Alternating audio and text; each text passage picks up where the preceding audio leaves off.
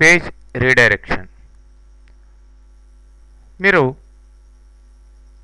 ఒక యూఆర్ఎల్ మీద ఒక లింక్ మీద క్లిక్ చేస్తే, అంటే పైనేమో మీకు యూఆర్ఎల్ మీద ఒక పేజ్ నేమ్ ఉంటుంది, దాని మీద క్లిక్ చేస్తే వేరే పేజ్కి రీడైరెక్ట్ అవుతుందన్నమాట. అంటే వేరే పేజ్ ఓపెన్ అవుతుంది, మీకు ఇక్కడ చూపించిన పేజ్ కాకుండా. సో దాన్నే పేజ్ రీడైరెక్షన్ అని చెప్పేసి అంటాం. మరి ఈ రీడైరెక్షన్ ఏ సిచ్యువేషన్స్లో అవసరమవుతుందంటే, ఫస్ట్ మీరు మీ యొక్క డొమైన్ని మార్చారు అనుకుందాం. ఓల్డ్ నుంచి న్యూ డొమైన్కి మీరు మార్చారు. మరి ఇక్కడేమో కనిపించేది ఓల్డ్దే ఉంటుంది. మీరు క్లిక్ చేస్తే, యూజర్ క్లిక్ చేస్తే, మీ కస్టమర్స్ క్లిక్ చేస్తే న్యూ డొమైన్లోకి రీచ్ అయ్యి వేరే ఇది యాక్టివేట్ కావాలి, వేరే పేజీ యాక్టివేట్ కావాలి. అలాంటి సిచ్యువేషన్స్లో కావచ్చు. లేదంటే యూజర్ వాడే బ్రౌజర్ని బట్టి డిఫరెంట్ పేజెస్ని మీరు రీడైరెక్ట్ చేయగలగాలి.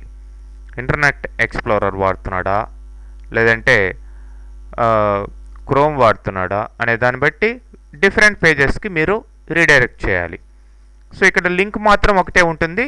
పేజ్ రీడైరెక్షన్ ఆ యొక్క యూజర్ ఏవైతే వాడుతున్నారో దాన్ని బట్టి ఆ పర్టికులర్ పేజ్కి రీడైరెక్ట్ కావాలి. అలాంటి సిచ్యువేషన్స్లో ఈ యొక్క పేజ్ రీడైరెక్షన్ అనేది చాలా యూస్ఫుల్గా ఉంటుంది. ఒక ఎగ్జాంపుల్ చూసినట్లయితే ఇక్కడ చూడండి, ఫంక్షన్ రీడైరెక్ట్ అనే ఒక ఫంక్షన్ రాసాం. మీరు మెయిన్గా ఇక్కడ ఫంక్షన్ కాదు, ఇది మెయిన్ అనమాట. Windows dot location equal to అని ఆ యొక్క యూఆర్ఎల్ ఇవ్వాలి. Windows dot location equal to URL ఇచ్చినట్లయితే అదే మెయిన్ రీడైరెక్షన్ అనమాట. అంటే మీరు ఈ యొక్క 25th రీడైరెక్ట్ 1ని మీరు ఎగ్జిక్యూట్ చేసేటప్పుడు ఆటోమేటిక్గా ఈ లొకేషన్కి వెళ్తుంది అనమాట, రీడైరెక్ట్ కాబడుతుంది. సో దాని ముందర మనకి డిలే కావాల్సి ఉంటే ఇలా పెట్టుకోవచ్చు. డాక్యుమెంట్ డాట్ రైట్ అని ఒక మెసేజ్ ఇచ్చాం. సెట్ టైమ్ అవుట్ అని, ఈ సెట్ టైమ్ అవుట్ ఫంక్షన్ ద్వారా మనం ఏం చేయొచ్చు, టైంని సెట్ చేసుకోవచ్చు. ఇక్కడ రీడైరెక్ట్ ఈ యొక్క ఫంక్షన్ని మనం 10 seconds, ఇది ఫ్రాక్షన్ ఆఫ్ సెకండ్స్ అనమాట ఇవి. సో ఇక్కడ 10,000 అని ఇచ్చాం, అంటే 10 seconds ఆపుతుంది, తర్వాత రీడైరెక్ట్ అవుతుంది అనమాట. సో దీన్ని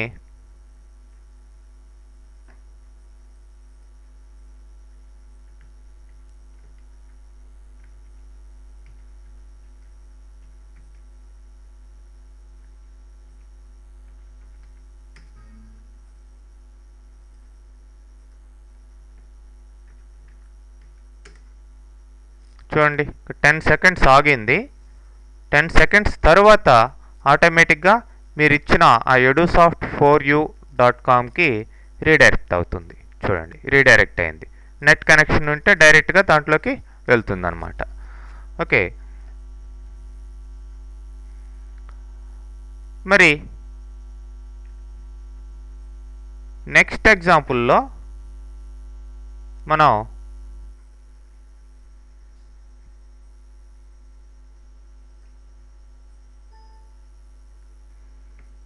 బ్రౌజర్ని బట్టి ఏ విధంగా రీడైరెక్ట్ చేయొచ్చో చూద్దాం.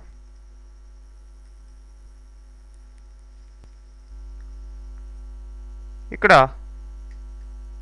Wear browser name equal to navigator.app name, navigator ఆబ్జెక్ట్లో ఉండే .app నేమ్ ద్వారా మనం బ్రౌజర్ని తీసుకోవచ్చు. ఏ బ్రౌజర్ అనేది దాని వాల్యూని తీసుకోవచ్చు. If browser name equal to Netscape అయితే ఒక లొకేషన్కి, ఈ లొకేషన్కి రీడైరెక్ట్ చేస్తున్నాం. Else browser name internet explorer అయితే యూట్యూబ్లో ఉన్న edusoft4uలోకి రీడైరెక్ట్ చేస్తున్నాం. అది కాకపోయినట్లయితే ఫేస్బుక్లోకి రీడైరెక్ట్ చేస్తున్నాం. సో ఇప్పుడు దీన్ని చూద్దాం ఎలా వర్క్ అవుతుందో.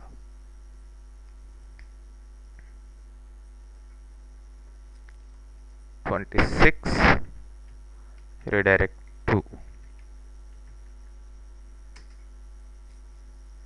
చూడండి, మనం వాడేది ఇంటర్నెట్ ఎక్స్ప్లోరర్ కాబట్టి youtube.com/edusoft4u లొకేషన్లోకి రీడైరెక్ట్ కాబడింది.